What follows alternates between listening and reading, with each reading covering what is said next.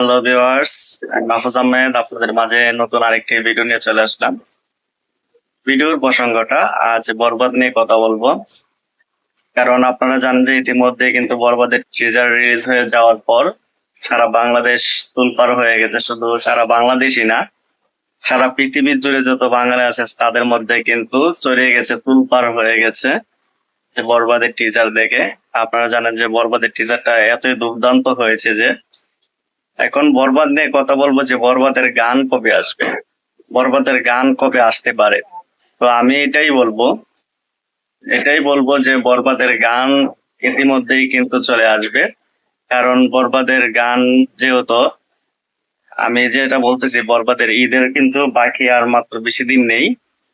তো জলদি কিন্তু গানগুলা দিয়ে দিতে হবে, একের পর এক কন্টেন্ট দিয়ে দিতে হবে, যেন অনন্য মামুনের মতো যেন না হয় যে দরদের গানগুলা কিন্তু অনন্য মামুন দিতে লেট করার কারণে গানগুলা ভিউজ পায় নাই, গানগুলা এতটা ছড়িয়ে যায় নাই, কারণ উনি কন্টেন্ট গুলা বুঝে শুনে উনি আপলোড করতে পারে নাই।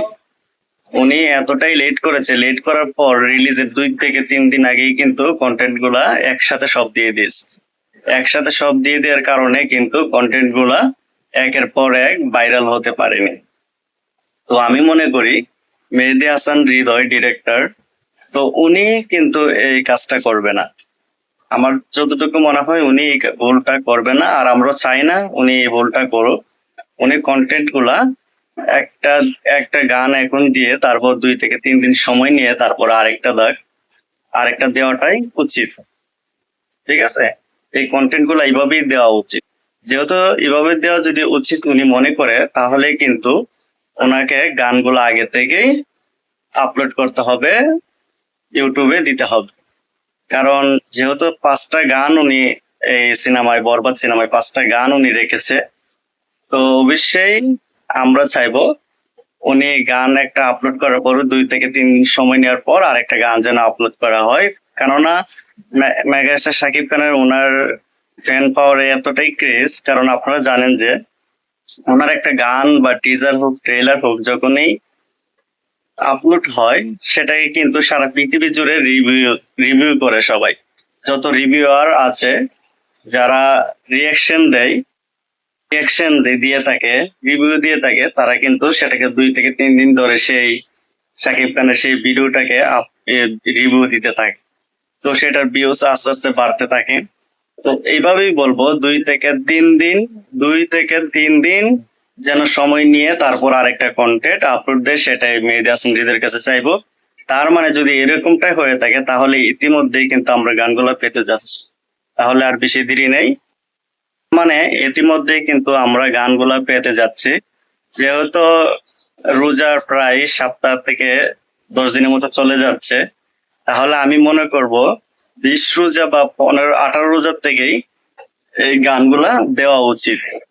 তো এটাই চাইবো বেশি দেরি না করে যেন 18 রোজার থেকে গানগুলা আপলোড করা হয় ইউটিউবে। তা না হলে কিন্তু গানগুলো চলবে না, ইউটিউবে ভাইরালও হবে না। কারণ একটা গান যদি এখন বের হলো, পরের দিনে যদি আরেকটা গান বের হয়ে যায়, তখন সেই গানটাকে রেখে কিন্তু আবার পরের গানটাকে নিয়ে আলোচনা বেশি শুরু হয়। তো এটাই বলবো যেন এই একটা কন্টেন্ট দেওয়ার পর 2 থেকে 3 দিন পরে যেন আরেকটা কন্টেন্ট দেয়া হয়, সেটাই আমি মনে করি ভালো হবে। তো সেই অনুযায়ী গান কিন্তু খুবই তাড়াতাড়ি চলে আসতেছে। প্রথমেই কিন্তু রোমান্টিক গান দেওয়া হবে, প্রথম রোমান্টিক, তারপরে কিন্তু আইটেম সংটা অবশ্যই আসবে। তো আমরা আশায় আছি গানগুলা কেমন হবে। অবশ্যই আশা রাখবো যে গানগুলা দুর্দান্ত হবে, এক কথায় অসাধারণ হবে। কারণ গানগুলার মধ্যে কিন্তু যারা যারা শিল্পী আছে, আমরা যারা যারা শুনতেছি, তাদের কণ্ঠে কিন্তু গানগুলা অসাধারণ হবে। এই গানের মধ্যে আইটেম সং এর মধ্যে অবশ্যই প্রীতম হাসানের গান থাকবে, সেটাও শোনা যাচ্ছে। আর রোমান্টিক গানটা আসিফ আকবর গাইতে পারে, সেটাও শোনা যাচ্ছে। তো আশা করব তাদের কণ্ঠে যেন গানগুলো সারা পৃথিবী জুড়ে যেন ছড়িয়ে যায়, সেই আশাই রাখবো। অবশ্যই গানগুলো যেন দুর্দান্ত হয়, এক কথায়। কেন, কারণ হলো একটা বিষয়, সিনেমার 50% কাজ কিন্তু গান করে দেয়।